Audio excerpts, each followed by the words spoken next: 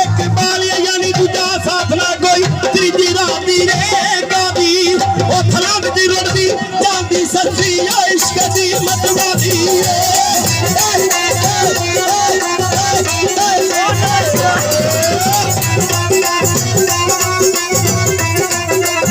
फिर रुड़दा रुड़दा संदूक सच्ची दा विच घबरा दिया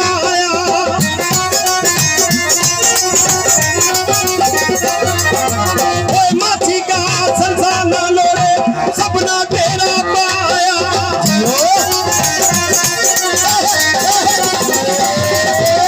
यूनुस वाली मछली ने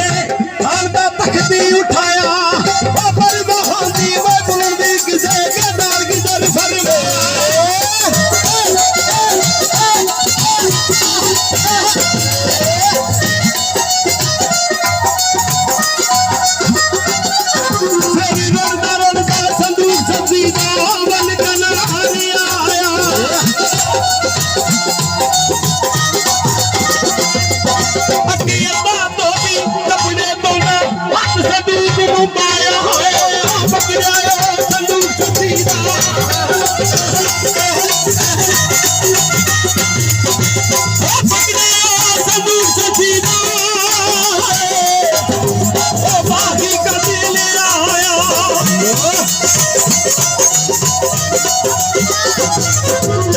नाल प्यारे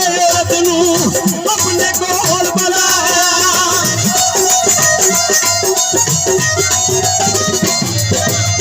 खुदा खोलिया संदूक दा सच्ची मुंह अंगूठा पाया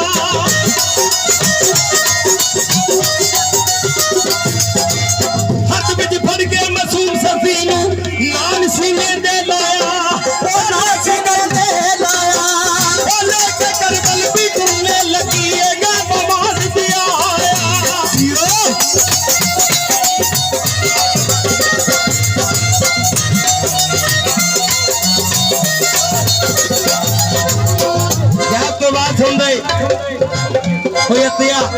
मत समझी मेरा ससी में संदूक समा गया